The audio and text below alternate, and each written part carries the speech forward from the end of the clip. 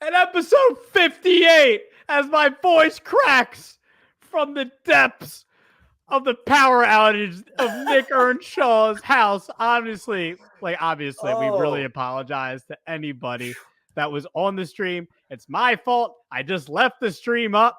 Let's pray. Let's all of us, the listeners, the watchers, the Nick Earnshaws of the world, the Nick yeah. Earnshaw houses of the world, and myself. Let's all pray for a steady stream now. A steady Yeah. stream of baseball consciousness. Nick, are you good? Yeah, we're good. We're good. The power's back on. There's thunder, there's lightning, got a storm over here. Power went out in my house for just like a couple minutes, like 2 minutes. Came right back on. Scared the heck out of me. They got like it literally. What perfect timing! This is going down in shift history, by the way. Shift history. As soon as I turn around to show off the Ellie, I mean I feel like you did something over here. I feel like you messed with some wiring. I don't know if it was just the storm, Francis. No, because you know I was going to turn this on you. This is all to do with that Ellie jersey, and I was originally not going to like kill you for it, but dude, you couldn't have gotten a regular Reds Ellie jersey or jersey. No. You got to get the crappy City Connect. I got the City Couldn't Connect. you just get like I don't know, just a regular Reds Ellie? Like, what are we doing, dude? What are we doing? Dude, this is one of the best City Connects in baseball. Baltimore, Cincinnati. They have the best City Connects. I mean, it's Baltimore isn't as bad when we saw it in person. I'll say that. Yeah, I know it isn't. Should I try and turn around again for the audience? See what happens? I don't. Go ahead. Let's hope for not another power. Boom. There we go. Yeah, it looks. I like the back. I just don't like the Cincy logo. I'm sorry. Like the back. I just don't. Yeah. You should get one. We could be twinning. We could twin. What jersey should I get next? I just got a I got a Schwarber City Connect jersey. Yeah. And it was really nice. Like, I'm not a big fan of the City Connect jerseys. They still gotta get it, right? Yeah, but I got the jersey though, like the jersey, and it was nice. It's like the light blue. Yes. It looks good as a shirt. You know what I mean? I wore it to the Phillies game yesterday. It looks good. Yep. Yeah, I'm with you. But look at us. Look at us. We're trying to work together. So on another note, to start the show, we have to say rest in peace to a legend. Yes. One of the first Puerto Rican players ever in the Hall of Fame, Orlando Cepeda. I think you mentioned to me before the show, he was the second Puerto Rican to go into the Hall of Fame. Had an incredible career, won Rookie of the Year, MVP, almost 400 career homers, an 849 OPS for his career, almost a 300 batting average. He racked up a little over 50 B-WAR, so he had a pretty overall incredible career. 2,300 hits, over 400 doubles. A pretty incredible career, Nick. So rest in peace to Orlando Cepeda to start the show. A living legend. We lose Cepeda. We lose Willie Mays. I got to say rest in peace to Willie Mays. We haven't been able to do a show, since the Camden Yards episode, so we haven't been able to talk about one of the greats, Willie Mays, by the way. So rest in peace to Willie Mays. Anything to add there, Nick, on Willie Cepeda? Anything to add? Even Bill Walton, if you want. Rest in peace to Bill Walton. Yeah. I mean, with NBA free agency open up, we were losing a lot of legend, I feel like, in the last couple of months. Willie Mays, I mean, right before the Rickwood game, that was, it was sad to see. Reggie Jackson was so real on the Rickwood pregame show.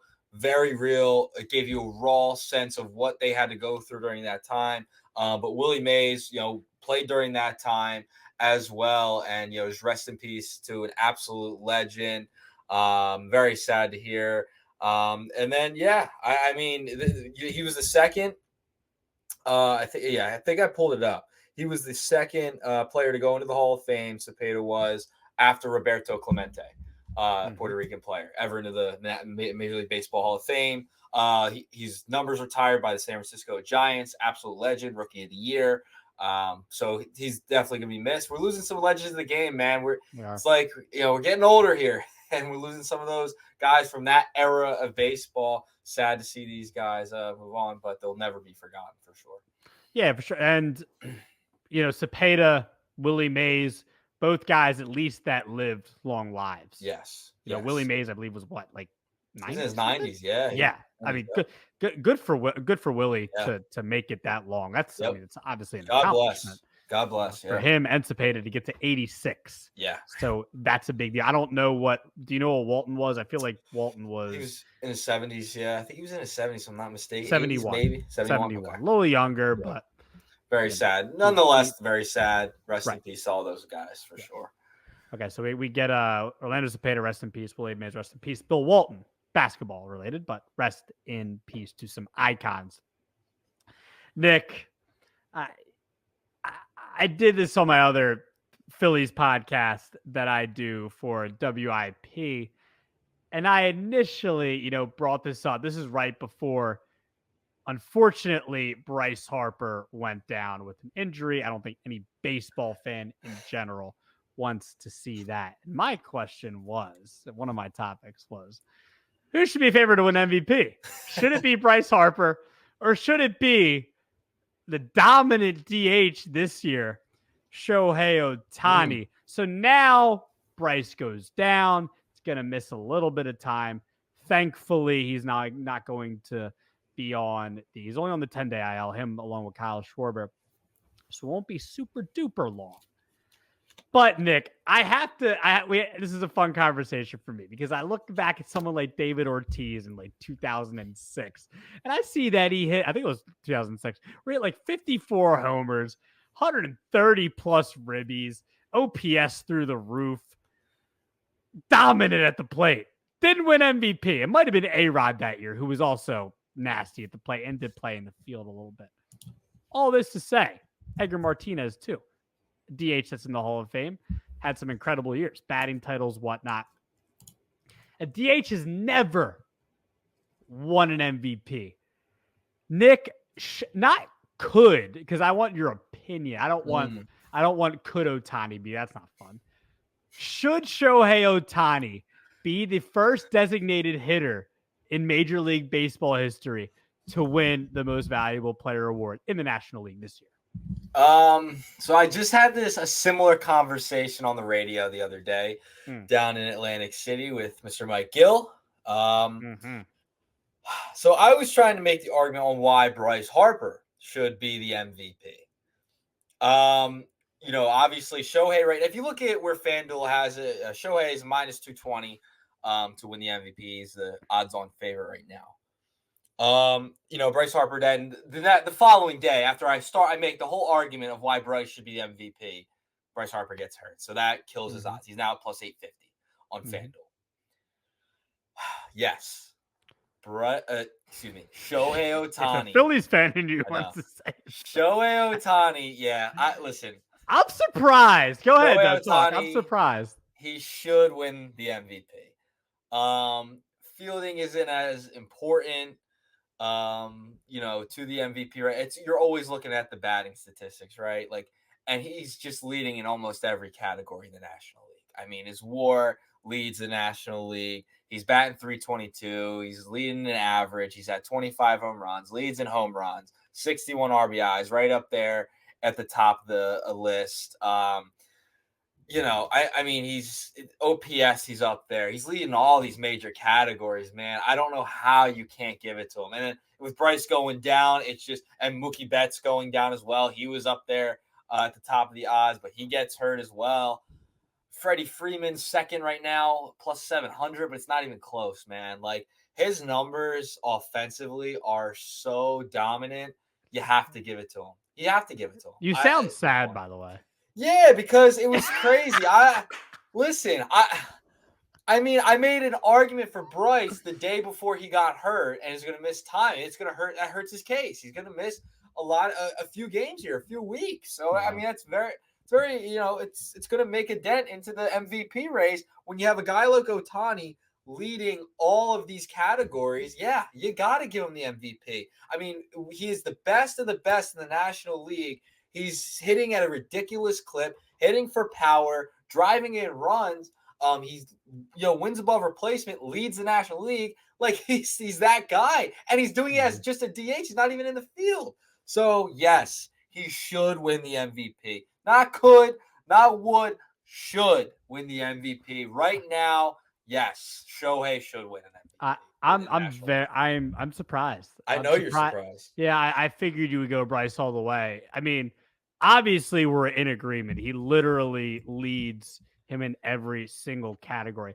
But just for the sake of the conversation, let's say, let's just say, do you, if Bryce just hypothetically was as good at first base as Ozzie Smith was at shortstop, do you think that, and let's say Bryce's numbers, offensive numbers, were the same, would your argue, do you think your mind would change? Well, yeah, I was making the argument on the radio. Like, Mm, yes, this is why. Like, you have to add in the consideration. He just switched positions. He's at first base. He's playing very well. He's one of the better yeah, defensive first basemen in the league. Like, yeah, and his numbers are right below Shohei's. Like, they're right there. They're almost comparable. So it's like, yeah, that was the argument I was trying to make. And then he gets hurt, so that kills the argument right, at that point, right? Like, he's now missing time.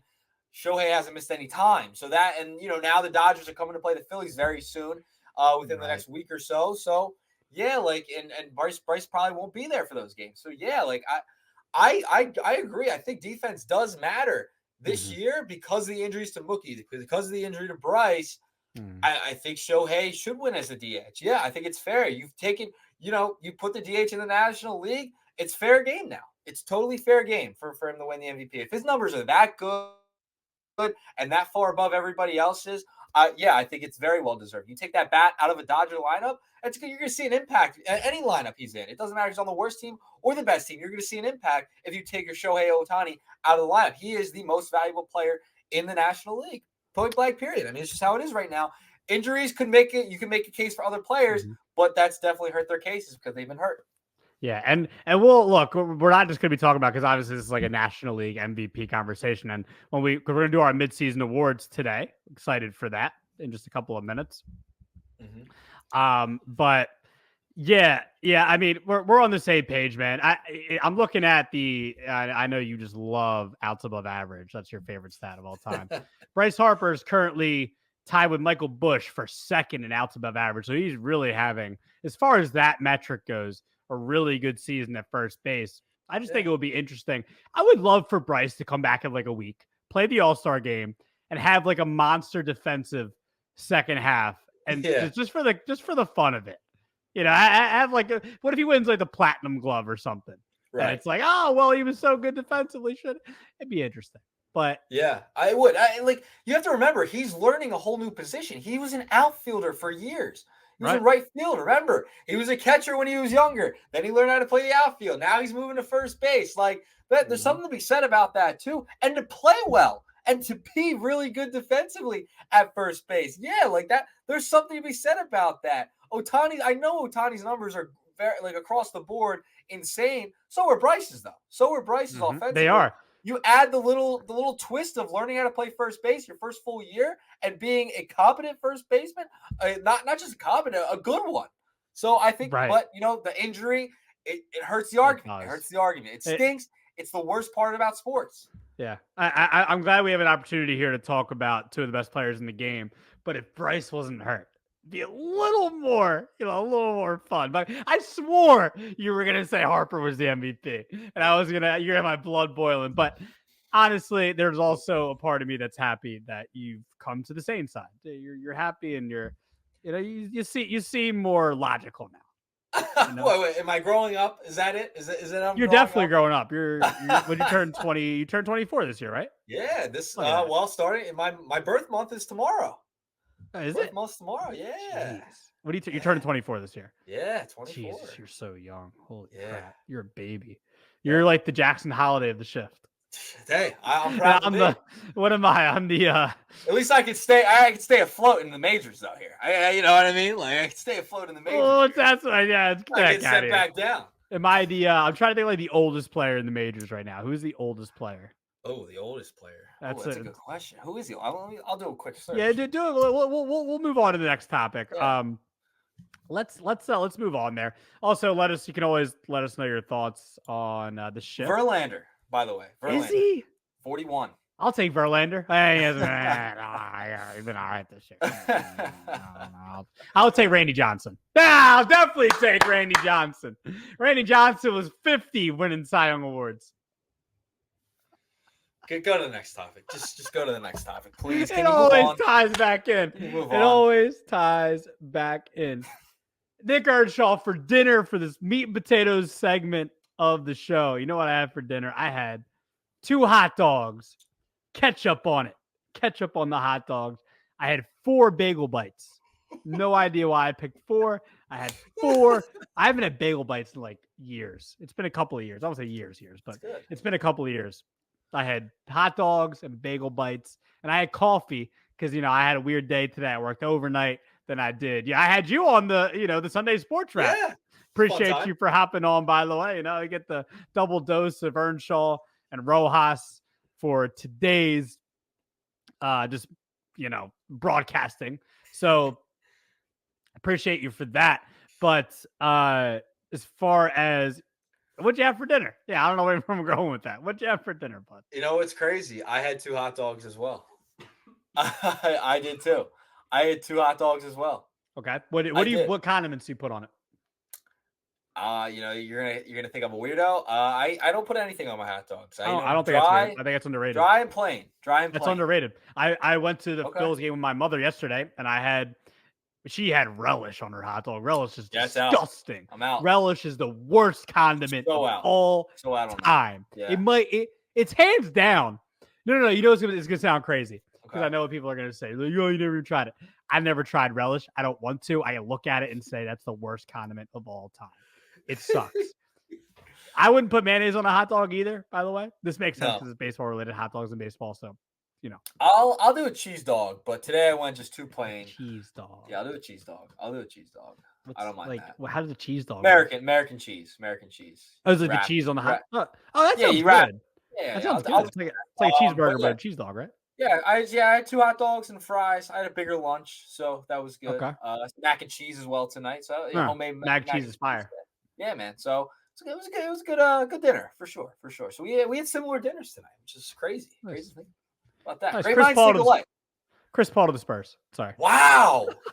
we're doing NBA show. We're doing other sports updates as we go here. Patrick Kane re-signs with the Red Wings. I mean, it's just everything.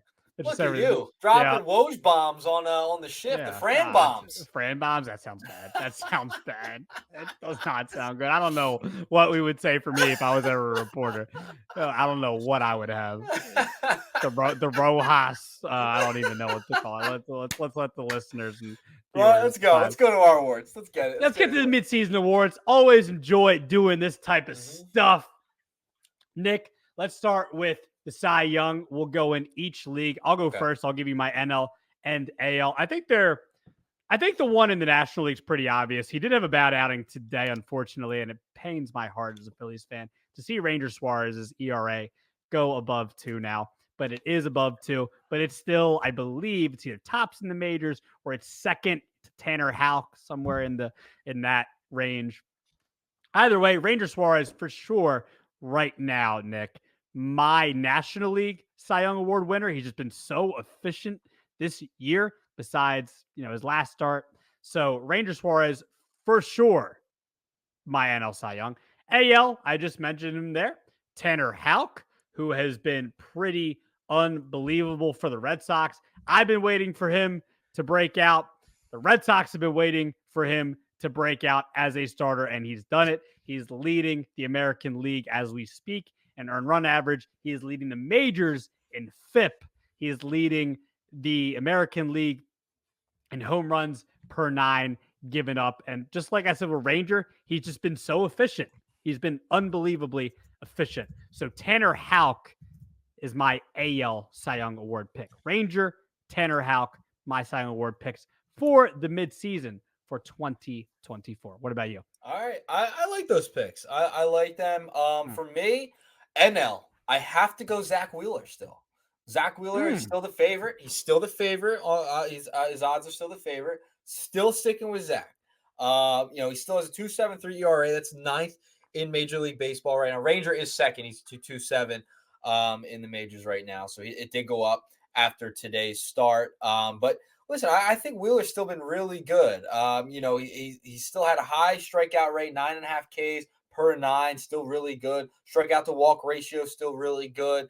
I really like where Wheeler's been. I know he's struggling in some starts here and there, but overall, he's been a horse, man. He's still the ace of the Philly staff, still one of the best in baseball. I got to go Zach Wheeler still as my pick for the NL Cy Young. No doubt about it for me. Obviously, Rangers still in that conversation. I don't think it's a bad pick at all. I mean, you could flip a coin, and it's one of them, in my opinion. But I think Zach's still been really good this year. He's still my pick. I know he was your preseason pick to win the Cy Young. I'll say this though, man. I mean, Sanchez has even better ERA than him now. I know it's not all about ERA. I know it's not all about. There's other things you got to factor. Right, you're right. But I mean, Chris, maybe it's a little bit of recency bias. Yeah. But gotta look at the totality, Fran. You're not looking at the totality for Christopher Sanchez. He's been he's been great, dude. I know, like Wheeler. You can flip a coin on these guys. Like that's how close it is. I think. Yeah, I hear you, but I mean, besides, if Ranger has a better start than you had today, if you had a good start, I think. Yeah. You're not going to say Rangers, I don't know. He's got an 0.98 whip too. No, I'm not saying Wheeler. You can't just count him out. You can't just count them out. Okay, they have the same whip. They have literally the same whip, Ranger and you're right. So that's your preseason pick. All right. I really am a slave to ERA. I think I am a slave. ERA and FIP. I'm just you gotta look at it all, man. You gotta look at it. You're right. You're right. All right, AL. Yes. I'm going. Kidding me? Corbin Burns. Relax, you Orioles fan. Burns. Go home. 9-3, 2.28 ERA, 103 WHIP, 99 strikeouts, and 17 starts. He's been very good. He's going on the paternity list. Going on the paternity list for a couple days, so he might miss his next start. But he's gonna be a dad, and but Corbin Burns been really good this year, coming over from Milwaukee. I see him winning in both leagues. I see him doing it, Fran. I see him winning in the Cy Young in both leagues. Corbin Burns, my MVP. The Phillies in the World Series. That's what I agree. See. I mean, that's my pick, man. I can see that's not a bad pick. I'll give it to you. MVP. We'll keep it short as far as the National League goes for both of us. I think we both have Shohei Ohtani. For the American League, for me, I just think it's fun to talk about how freaking good Aaron Judge is. I know. It might have been Juan Soto earlier in the season. Gosh darn it. I don't even say that term, but I'd said it. Gosh darn it. Gunnar Henderson has had an unbelievable season too. But Aaron Judge is just, it's fun. It's really fun. It's like, it's Bonds type of stuff. It really is. I think he hit his 31st homer today. Could be wrong on that, but I'm pretty sure he hit his major league 31st homer. He's at 31. Yeah, he's at 31. I mean, look at the slugging percentage. It's over 700 right now, or it's somewhere around there. OPS over 1100. It's really fun what Aaron Judge is doing right now.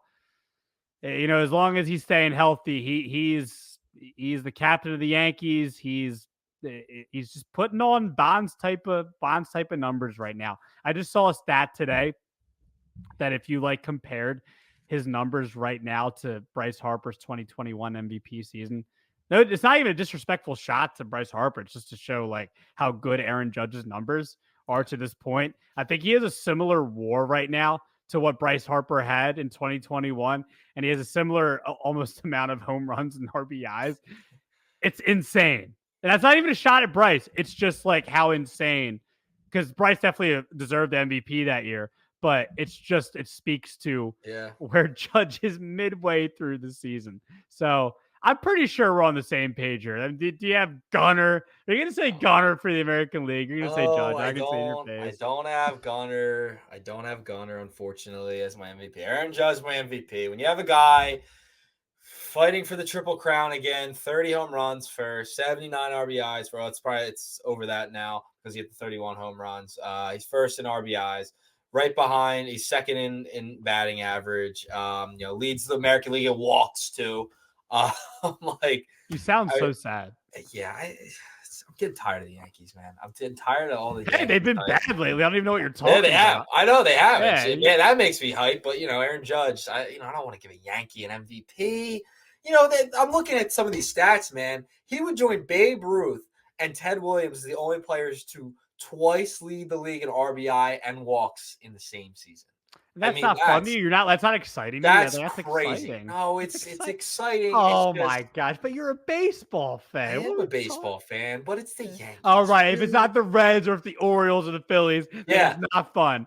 It's Give Brooks Robinson. me my It's lower Pete Rose. Well, not Pete Rose. It's George Foster. It's Johnny fair Bench. player. Oh, I know you can't wait to see Johnny Bench at the Hall of Fame again this year. Yeah. When you have your press pass and you're going to interview him.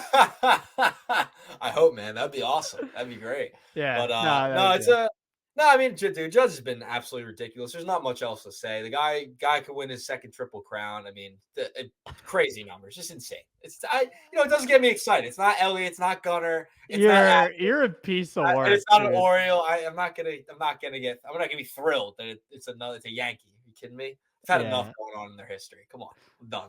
Yeah, you know what's funny? Let a smaller market like Baltimore have some shine, okay? Than New York. Come on. Should I talk about how I'm a closet Yankees fan because I love the history? Let's just keep it rolling. Let's keep it rolling. Let's save that for another episode. Maybe I'll do a mini video. Day. By the way, that's weird. A little spot. Let's stop the show for a second for a sponsor. By the way, you should check out my new video on Jeff Kent, Cooperstown cases. Whether you think Jeff Kent should be in the Hall of Fame or not, go check out that video. If you're on YouTube right now, you can go check out the latest video before this one. Jeff Kent, Cooperstown cases. As we get to Cooperstown, by the way, we're going to be at Cooperstown very soon. So I decided I'm going to do a little more Cooperstown videos as we get closer to the event. Yes. By the way. Yes. Got this when I went to the Hamels retirement game. Oh, yeah, you were there. That's sick. That's replica, right? Boom. Yeah. It's hot. Yeah. 09. Very odd. Very odd. It was 09. Why didn't they just give it away? Yeah. I don't know why. It was Hamels years. Didn't have a good year that year. Didn't have a good year that year. Yeah. Very odd. Very odd. Very un-Phillies thing to do. That made me think of Cooperstown, man. I can't wait to go back. It's going to be a great time. I can't wait. We can't wait for you all to be there with us as well. We will be streaming for our Cooperstown episode, which will be our annual thing. All right, give me Rookie of the Year. Who do you like? National League, American League? What do you like? All right, I'll start with the National League. I mean, I don't think it could go to anybody else other than Mustache Man himself. Great stash. Paul Skeens. Skeens got to be the Rookie of the Year. Oh, yeah. Paul Skeens must be the Rookie of the Year. It doesn't matter. He's been freaking ridiculous. 2.06 ERA, 52 and a third innings. He's striking out more than 12 hitters per 9 innings, Francisco. I know. Trust me, I know. It's insane. I know it's insane. I mean, 29.3 walk to strikeouts to walk ratio. He has been unbelievable. Like striking out guys left and right. The velocity's insane. He's been crazy. The Pirates have been really good, good when he's on the mound. Paul Skeens is the Rookie of the Year. I don't care. It's early. I get it. There's still some, but listen, Paul Skeens should win Rookie of the Year this year. I don't care. There's no one else. You were probably one of those people that said Ellie should have made the All-Star game last year when he played 20 games. I did. I did. Yeah, you were. I knew you were. Did. I knew you were. You got my freaking chair rolling over here. I can't even. Paul Skeens. Paul Skeens is my NL Rookie of the Year. Okay, tell your AL. Fantastic. All right, AL Rookie of the Year. Luis Hill, man. I know he struggled his last 2 starts. He's been bad lately. He hasn't been good. But before that, 2.03 ERA, really good. I was the 4th best among starting pitchers up until that point. 96 strikeouts in that span as well. And remember, he's coming off Tommy John surgery. We only pitched 4 minor league innings since 2022. I mean, this guy, listen, he's coming off the injuries. He's had injury problems in the past. He's pitched really well this year. I think, they're limiting his innings. They got to watch his innings for sure. And, it's something that the Yankees are going to have to continue to monitor. But I think overall, as right now, the midseason, he's been the rookie. He's been the best rookie for sure. 2 pitchers, which, is kind of crazy, even at both leagues having a pitcher for Rookie of the Year. Yeah, so we'll just get the AL out of the way because we agree it's Luis Hill. Yep. I would say that as well because he's, up until maybe the last couple of starts, he was one of the favorites for the American League Cy Young, and a couple of bad starts, and that ERA went from I think it was like a 1-something or the low 2s, and all of a sudden it's like a little over 3. So it doesn't mean he's not having a great year still, but went from that to still rookie of the year, which is obviously a huge accomplishment, especially the expectation for Luis Hill was not supposed to be this good right away, at least. NL, Paul Skeens is 8 starts. He's 8. You cannot give him the rookie of the year. Why not? And he's on pace right now for 16 starts. That is not even a full season. He would not deserve the rookie of the year. For me, you at least have to have like 23 to 25 starts, somewhere within that. He's not going to get there. So Paul Skeens, nope, sorry. I love you. You're splinker. You're fastball. It's disgusting. He's filthy. I get it. He's nasty. He's very nasty. I get it. But that doesn't mean he deserves rookie of the year. Maybe if he was called up right away, which he probably should have been, we'd be having a different conversation. But the correct answer, ding, ding, ding, ding, ding, is Shota Imanaga. It is. He was one of the favorites for the Cy Young Award like a month ago. I understand he's not there anymore because he's had a really bad June because of one really bad start where he gave up like 10 earned. But numbers still very good on the season. Shota Imanaga, still my rookie of the year. Vote 307 ERA on the season. I'm a slave to the ERA stat, but it is what it is. The ERA plus 135 in 85 innings, 15 starts, almost double what Paul Skeens has to his name in his rookie season in 2024. Shota Imanaga is ding, ding, ding, ding, ding. Rookie of the year. No, you're wrong. He's 9 starts, by the way. He has not. Skeens has 9 starts. Wow, he has 9 starts, 206 ERA in those starts. He's been absolutely fantastic. Batting average against 228 teams are against him right now. Dude, I don't know how you can sit here and not say Paul Skeens. Paul Skeens has been absolutely ridiculous. He's 4-0 on the season that they've won. 4 games for him. He's gotten the win 4 times. Like he's undefeated. He doesn't have a loss. I know you hate win-loss for pitchers, but still it matters. He's 4-0. I don't care. Paul Skeens has been ridiculous. The guy is striking out everybody at this point. I don't know how you can't give it to Paul Skeens right now. The striking out 12 hitters per 9. That's insane. Like that's craziness. So yeah, Paul Skeens has to be the rookie of the year. Listen. He's had a good year too. I get it, but not better than Paul Skeens. Paul Skeens came up and has been ridiculous. Paul Skeens, great mustache. He's my rookie of the year. Okay. I wrote something down here for you so that people can see this. This is a list of Nick's favorite teams. I have added a new team here with the Paul Skeens pick. I hope you can read that. Nick's favorite team. Yeah, 4. He's a 4 for 4 guy. He's a 4 for 4 guy. Wait, hold up. Let me take a picture of this and let me post it on X right now. Yes, absolutely. I would love that. No photoshopping. I got it. Look, I put Phillies down the bottom because they're obviously your least favorite team. You're a 4 for 4 guy. You're just a 4 for 4 guy. I'm live tweeting. Okay. Did you get it? Yeah, I got it. Because my arm is getting tired already. Okay. So you're a huge Ellie guy. You love the Reds. You love Hunter Green. You haven't said that, but you know that you love him. I don't want to go off the rails too much here, but Corbin Burns, Keston Hierstad, Jackson Holliday, the list goes on. Gunnar Henderson, Cedric Mullins. You're a big Paul Skeens guy. You're a big Ralph Kiner guy as well. I mean, it just goes on and on and on with this guy. What are we going to do? What are we going to do with Nick Earnshaw? This is embarrassing. I love the game, man. I love the game.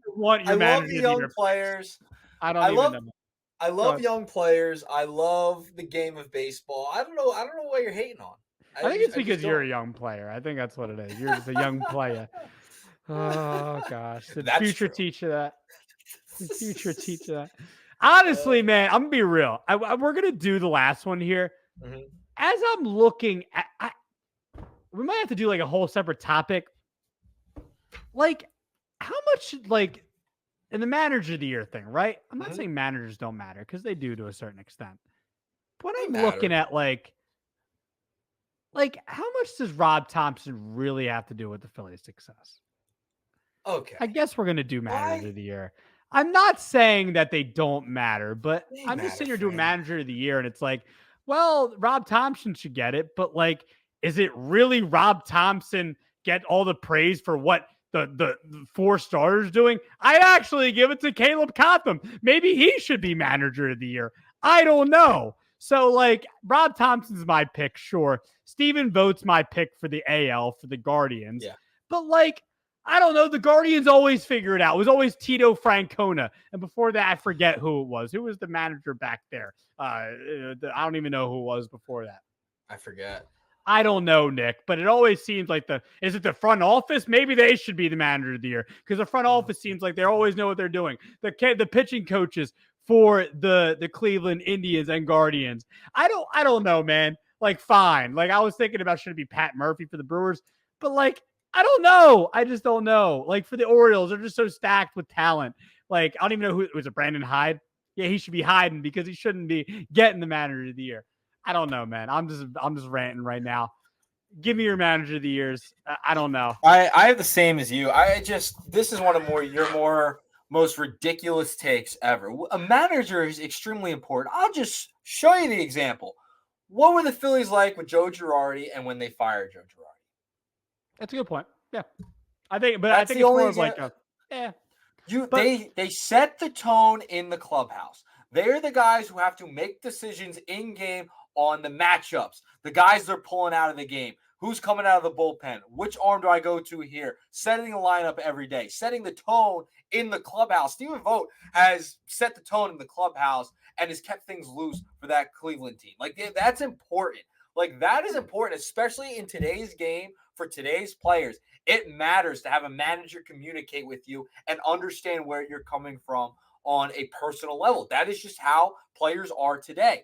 And I think I think the manager is extremely, I think you're very much undervaluing the importance of a manager and a leader in the clubhouse. They set the tone of that clubhouse. And you've seen the Phillies are the most perfect example of this, from Joe Girardi, a big mope and dope, from and then to Rob Thompson, who has been a calming presence and a more positive presence. That's what Stephen Vogt's also doing in Cleveland. That's why I would pick him for the AL manager here. I think you're very undervaluing the importance of having a leader in the clubhouse and what a manager does. They make important decisions.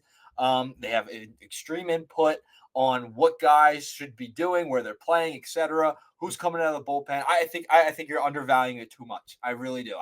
This is one of your more ridiculous takes that we've had on the ship, no doubt about it. But I will point to the Joe Girardi Thompson example, like the stark contrast on two different personalities in that clubhouse and what happened in that 22 season. And that's why Rob Thompson's still here, because his message has resonated.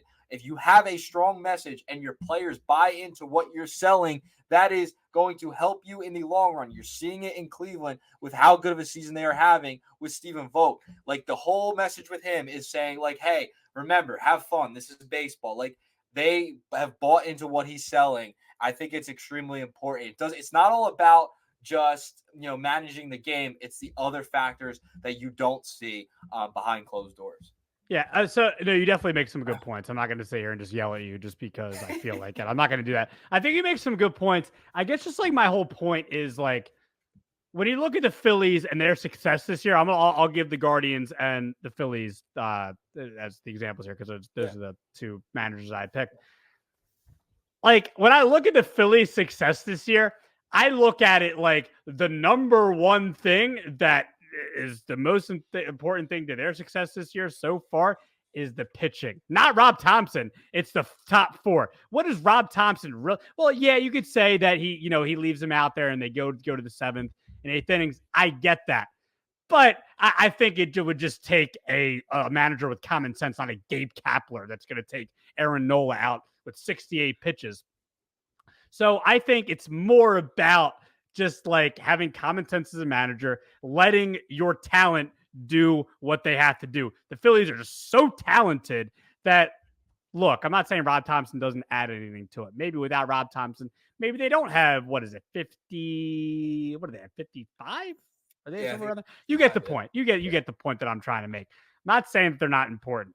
I'm just saying I think that maybe you're overvaluing them too much. Maybe I'm undervaluing them a little too much. Maybe we're somewhere here in the middle. With Cleveland, all I'm saying is that you go from Tito to Stephen Vogt. Not to say Stephen Vogt's a bad, obviously is a good so far, but I don't know, man. Cleveland with their pitching, the way they develop pitching. They lost Shane Bieber too. Remember they lost Shane Bieber. That's true. Yeah, but okay, but Cleveland always seems to find guys, though, man. Yeah. They always seem to develop guys. So like, that's my whole thing. That's more about the development and the pitching coaches and all that, not the manager.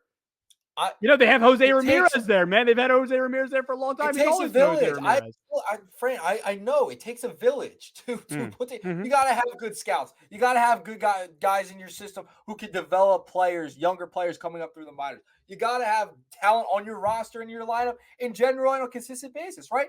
But what I'm saying is, I think you're just undervaluing what a manager does and the importance of that voice and that lead voice, that top dog in the clubhouse. I think it's so important. So important to have a guy that you're buying into, right? Like, remember Tony La Russa towards the end of his career? Guys did not want to play for him. If you don't want to play for your manager, you know it matters. It matters. But hey, that Chicago team still won games. They got to the playoffs, man. That's like the last time. So I'm just saying though, so that they were so I can't speak. Still so talented. You got me fired up. Still so talented that they got to the ALDS that year and they lost to Houston. I'm just saying. But to your point, a good manager maybe puts Chicago over the top that exactly. year. So you're right. I'm just saying I think it's somewhere in the middle here. I'm not saying. Agree. I don't. Yeah. I'm not saying it's a manager that does everything, right? Like, but I just think it's a very important job. It's very important. You can't overlook it. You can't overlook it. Our mid-season awards turn into do managers really matter or not? But we had to argue somewhere. I thought we were going to argue about Ohtani, and I thought we were going to argue about well, we're going to talk about it in a second. We're actually not going to say anything there because, well, maybe I already gave it away. But okay, so that's our mid-season awards. Let us know your Cy Young picks, MVP, Rookie of the Year, and Manager of the Year. So James Wood, Nick, I know you're a Mr. Prospect guy, even though I kind of called you out earlier on my Westchester show for not being a prospect guy. But you have a chance to redeem yourself. 6'7", James Wood is going to make his debut tomorrow, I believe, for the Washington Nationals. Hey, man, looking like Washington, they might have won that trade. Talking about that Soto deal, MLB Network put out a photo of that deal. We'll get to that in a second, but let me know what your thoughts here on James Wood. You excited? Yeah, man, it's exciting. But you can't add the Nationals though. You're not gonna be able to add the Nationals to my list of teams. Can't do that. Can't really do that. But I am excited about James Wood. I can't lie. So it was funny. I think I've mentioned this on the show before. I was in Wilmington as a play-by-play guy when the Soto deal came down, right? And you're waiting to see what prospects are going to come to Wilmington, right? I remember being in the broadcast booth before the game during the trade down. Like, hey, when is this going to come down? Boom, happens. Pretty crazy stuff. It was pretty cool. It was a thrill when that trade went down. But James Wood, really good player, came over to the Nationals organization in that Soto deal. He was drafted 62nd overall by the Padres in 2021. Out of IMG Academy and from Florida. So, I mean, they produced some athletes out of that school for sure. But, dude, Wood has been mashing the baseball for the Washington Nationals. He is the number one prospect on the Nats top 30. He's 21 years of age, batting 346 this year with 10 home runs, 34 RBIs in 51 games at Rochester. Last year, hit 26 homers the entire year in 473 at-bats in high A and double A. If you look at his scouting grades on MLB Pipeline, his power is at a 70. He can run. He's at a 60. Arm is 55. Overall is a 65. Like, this guy is the real deal. His raw power, raw talent. I am thrilled that he's getting called up. He's going to be a problem in the NL East, to say the least. He's going to be a problem in the NL East. The only concern is the strikeouts a little bit. That's just kind of the one concern I would have about James Wood. But, man, he can run, he can fly, and he's got power. He's going to be a dangerous player in the major leagues. That's what he projects as. But the power, man, woo! When he's able to develop that fully, he's going to be someone in the middle of that lineup, top of the lineup, wherever you want to put him. That's going to be dangerous for Washington. They got a stud in that deal for Soto. Yeah, so I think the thing that jumps out to me here, man, is his ability that it's not like he's stealing like 60, 70 bases like No, Ellie De La Cruz, but he's still 6'7", and at that that's size, to intimidating. be able to have that power and have that speed, we're truly seeing some incredible talents coming up through the major league ranks. You got Ellie, you got O'Neill. I mean, even someone who's been, we just talked about American League MVP, Judge. I mean, Yeah. Judge is a kind of a freak as well. Yep. So it's really it's intriguing. I think it's exciting for the game to have these type of guys coming into Major League Baseball. So I don't. Did you give me a comp there? I know, like we like to do comps, but any comps to any major leaguers in the past? Maybe we can look at it after the show and tweet I'll it tell you out. what, But he's pretty is he one of unique, one? man. I mean, it's He's very pretty unique, unique to me. Like, I which I mean, at love. his size, like it's a little different because like the size, it reminds you of like Judge, right? Like being 6'7", like Yeah, that's with scary. That's speed. intimidating. And then but he can run too. Like Mm-hmm. that. That's what I like. I mean, we got Jovan Alford checking in, fan sided, my My guy, guy. future 30 home run guy with 20 stolen. But yeah, that's the nail on the head right there. I mean, that's what he projects at, man. Like he's got raw power. He can run. This is gonna be a dangerous player, man. And if as guys from like Philadelphia area, Fran, like this is someone you're gonna have to watch out for. It's I just hate the it. strikeouts I'm I think scared.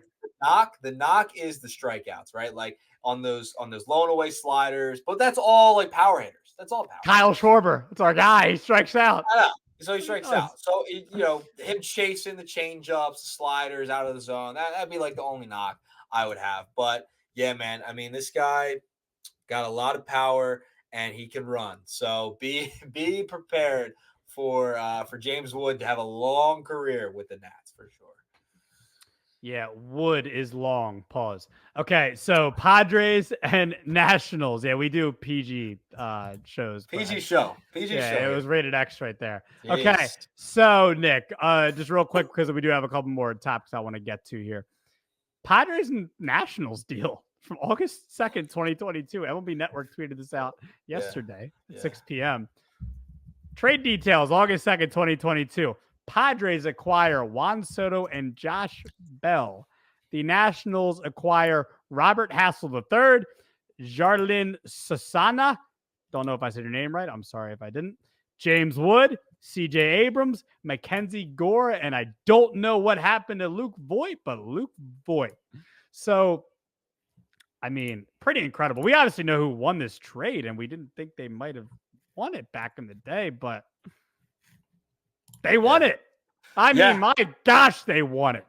Juan Soto is on the Yankees now, and Josh Bell is a Miami Marlin. And I think in that time he was a Cleveland Guardian as well. I mean, he's just been around the block. This is incredible. Mackenzie Gore is having a good season, his first like really good season. James Wood's about to debut for them, has been their top prospect. CJ Abrams is having a very good year. So, man, this is very interesting to look back on, Nick. Very interesting to look back on. Yeah, and I'll always have a connection for it. It's cool. It's cool to have like a connection to this trade, which is so cool. And Robert Hassel III, like he's a guy I like. You saw him. I saw him a lot when I was working in Wilmington.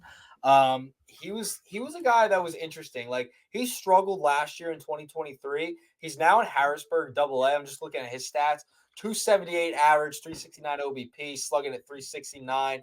He's been much better this year overall. 52 total hits, 6 doubles. Power's been a little low. Three home runs on the year, 14 RBIs. I'm curious to see when he gets called up. Maybe next year he gets called up by the Nats. That's another name I definitely watch out for too, because he was ranked higher than James Wood coming out of that trade. And Robert Hassel III's kind of taking a step back after last season, and Woods just continued to rise. So that's a name to watch too, for sure. Right, Woods continuing to rise. Great phrase there. Oh man. Oh, I'm sorry. I know. You're fertile. Okay. do we want to talk about the new home run derby rules? Yeah, we definitely want to. Yes. Okay, so new home run derby rules. I mean, Nick, do you want to talk about this? Because I know you're a huge proponent for these new rules. You love the new format. You love pitch after pitch after pitch, not being able to keep up with every home run. But you know what?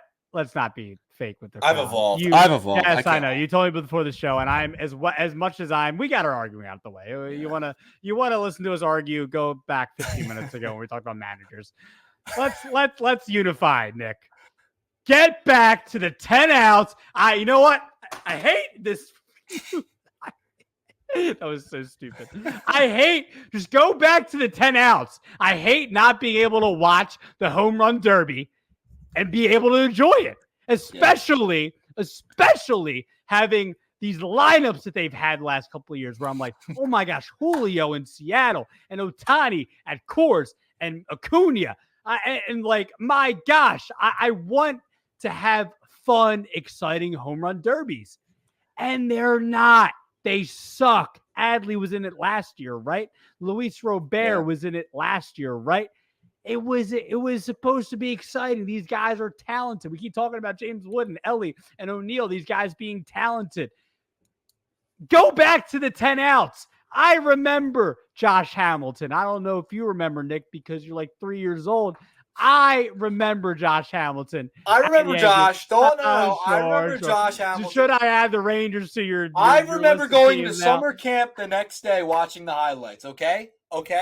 I remember Josh. Okay. I'm happy for you. Do you want to talk about the new rules? I'm sorry. I'm so done, dude. I'm out. I'm just out. They changed the rules again. Like, what are we doing? Now we have to have a pitch limit? Stop. Like, I can't, you know what we should do? You know what we should do this year? We've never done like those videos where like people will like watch something and like react to it while they're watching it live. I think we should. That's what I'm saying. We should just go on YouTube. You can go on YouTube, watch like the 1998 home run derby, and we'll sit there and enjoy that. Because I'm not going to watch the home run derby this year. That's how I'm saying it right now. I'm not watching the home run derby this year. I'm stating it. Wow, not watching it. I'm not going to watch it. I'm going to watch the 1993. You know what? I don't think you've ever seen the 93 home run derby. When you were with me at Camden Yards, not live. Not live. I've seen the right. But you know what I'm saying though, because we were at Camden Yards and I showed you where the Griffey mark was. Yeah. We can watch that and enjoy that because it was fun. We can watch that. We can watch the 97 home run derby. We can watch. You know what? We'll watch that. It wasn't even a home run derby. I don't even know what it was. They were in like Puerto Rico where it was like Jose Canseco and Mark McGuire with like, it was like just those two. And they did like a home run derby off, whatever it was. I don't know. Go back to that. I want to go back to that and watch that. We'll go back to 08 and we'll watch Josh Hamilton. And we'll have all of you enjoy it with us. We'll get our popcorn. We'll get our snacks. I just got my little sister some Airhead Extremes for her birthday. Those are pretty freaking good. I'll eat those while I watch the 1996 home run derby. We'll go do that. I'm not watching this year's home run derby. Screw that. No, I'm with you, dude. I'm done. I'm not over exaggerating, by the way. I'm being dead serious. I know you're dead serious. This is the problem with Rob Manfred's MLB, man. I mean, you even look at the pitch clock. They had to tinker with that going into this year for no reason. They couldn't leave it be, and they did the same thing again with Major League Baseball. Last year, it was too fast. I can't even lie. Like, it was too fast. Go back to the 10 outs. Go back to the 10 outs. Simple 10 outs. Now we're having timed pitch counts. And what the hell are we doing here? You're not making it fun anymore. It's stupidity that we're having all the. It's confusing. I went back to read last year's rules to try and compare them to this year's rules, and I was getting so flustered on trying to understand some of these rules. They're making it hard to understand, and they're overdoing it. They're just overdoing it. Make it simple. This is not hard. 10 outs. Just go back to the old format. There's nothing better than the old format. The old format was fantastic. Just stop. Just stop messing with it. Stop the changing of rules every single year on stuff, whether it's the pitch clock, whether it's the home run derby. Like it's like always it's like a topic of conversation every year when home run derby comes around. What are the rules this year? Oh, we're going to change this. We're going to change that. Just stop. Leave it be. Like, stick with something one time and run with it for a while. go back. Like at this point, just go back to the 10 outs because we're getting out of hand now. We have pitch limits. It's like the viewing experience was not fun last year. It was just too fast, too much going on. You want to sit back, enjoy, have some popcorn, and watch the Derby and see some guys hit some absolute nukes out of the ballpark. We're not getting that. We're not getting that. With this Rob Manfred, is at the helm. So enough already. We put up ESPN put out the rules, and these are the rules heading into this year. But take it for what you want. And it's like for me, like obviously the NHL had to change up some stuff to a certain extent. Maybe that's more the All-Star game. That's a little different conversation. And maybe the NBA has to mix some stuff up with the dunk contest and whatnot because it gets boring for the most part, except for every 5 years. Those are different. I don't think there was anything wrong with the home run derby before they started messing with it. I understand you want to try to improve it, but you're very clearly not improving it. And I would love to know out there. That's our Twitter poll, by the way. You can go tweet the shift_media. You can go follow us, and we would love for you to vote and reply or quote tweet our Twitter poll with your opinion. So the Twitter poll is really simple. Which home run derby format is better? Current or the 10 outs? So if you've seen the new rules, it's either the current rules or the 10 outs. We'll just say, because we're getting close to the end of the show here. Most of you agree with us. 77% say 10 outs. But I would love to hear from 23% of you explain why you like the newer rules better than the 10 outs. Because look, at the end of the day, it's sports. We all, enjoy things in different ways. But honestly, I would just love to hear your opinion because I hate it. I'm like I said, Nick, if you're down for this, we're going to have our live stream of the 1999 home run derby or something, because I think that's when it was Sosa, McGuire, and Griffey. Let's go watch that. 10 outs. Let's go watch it. Jeremy Burnitz, all of them on the juice. That's besides the point. That makes it more fun, actually. Exactly. It makes it more fun. It more enjoyable. You know what? Why not for the home run derby this year? Go back to 10 outs. Have them all on the juice for the weekend. Pretty fun. I'd be good down time for it. Cork the bat. A lot of home runs. Yeah. Do it. Bobby Bray type derby. Right, Brady, Ryan Howard. Remember Howard, the PNC? Oh, yeah. Oh, boy. Okay. Yeah, let's close out the show. Let's talk about this Edwin Diaz debacle. I mean, this guy, in all honesty, I know as you and me as Phillies fans, we laugh a little bit at this stuff because it's like, my gosh, Edwin Diaz. And look, I ain't gonna laugh about the World Baseball Classic injury. I actually thought that was devastating for him and not great. But Edwin Diaz can't catch a break. World Baseball Classic. Every other year he sucks.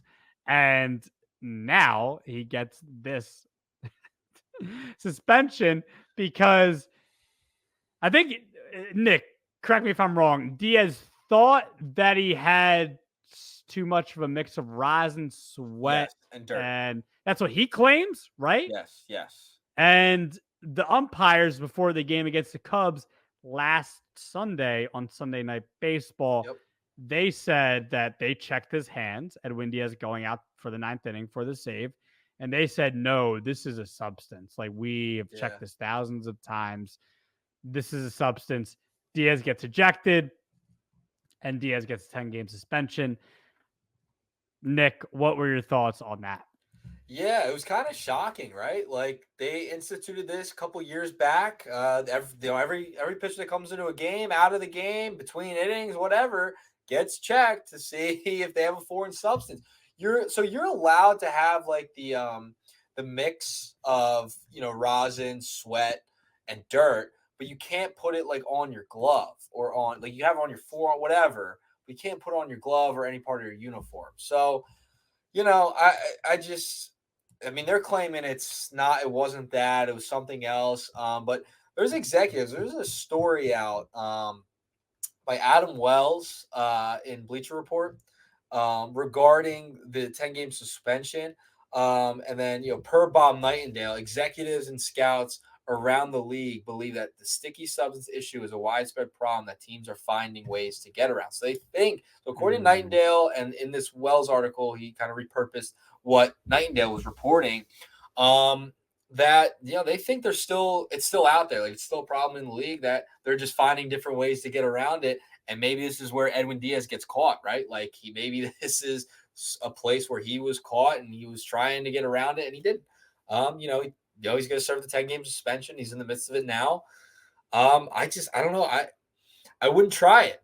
They're checking every single time. You're going to check your glove. You can do your best, but I wouldn't try it. It is what it is at this point. Like, you're going to be suspended 10 games if they catch you. It's that simple. Well, before, I think before he came back up, didn't he have like a 9.58 ERA at one point? Yeah. So, I guess needed a little help. Like, a little help. Yeah, that's insane, because a guy that had a 1.31 ERA back in 2022 and a 1.75 ERA, I am a slave to ERA, back in 2020. Well, that was COVID season, but 1.96 ERA in Seattle when he had 57 saves. You know what I'm saying? Yeah. I don't know why he needed to do this. It's pretty obvious. Did he appeal it, by the way? Did he appeal it or no? I forget. He did appeal it, and then I don't think it. I think he. Yeah, no, they obviously they yeah. Good luck. Met's gonna Met. The Grimace gonna Grimace. You know what I'm saying? I don't even want to mention that, but I just mentioned it. Yeah, God. What a disgrace. What an embarrassment. Oh, the Mets. Mets fans will be Mets fans. Yep. It's cute. I actually appreciated the Jose Iglesias post-game concert. Did you see that? I did see that, yeah. It was funny. Come on, it was funny. Yeah, it's funny. It was funny. Yeah, imagine if Ranger Suarez was out there doing it. That'd be great. I should have got me to, I could have, No, vocals were hardcore band, man. No, my softball team, that's a cue to end the show right there. That's the cue, and you start singing. No, we're done. Okay, we're done. No more dancing for you. No, I was dancing. Oh, this Saturday, man, I was killing it. It's funny. On one end, I got a compliment for my mosh dance moves, as I always do. It seems like it's funny. Like every show I go to, I always seem to get one that says like, "Yo, you're killing it out there," and I'm like, "Yeah, I appreciate it, man. Like you too, even if they're not dancing, like you too." On the other end, I got criticized for not being able to do a full cartwheel, so I do them anyway. I just try them. And like the one person was like, "Man, it must hurt your knees to like do the cartwheels the way you do." I'm like, "Nah, they don't hurt. They don't hurt, baby." So that's gonna do it. Remember when Adolis did the cartwheel last year in the World Series? I think, yeah, it was World Series. Maybe it wasn't. Either way, my memory's trash. That's gonna do it for episode 58 of The Shift. I don't know if we're serious about this. We may do a home run derby watch party for like the 1999 home run derby. If Nick doesn't want to do it, maybe I'll do it by myself. Nick's probably gonna watch this year's derby anyway, because we'll see. Gunnar is in the world in the home run derby this year, so I know you're gonna be all excited. You got your Gunnar jersey, right? What you do have? You have Adley. Adley. Yeah, Gunner's next. Yeah, you're gunning for it. Yeah. Good one. It's time. It's time. That's it. Episode 58 of The Shift. Bam, boom, pow. We're out of here.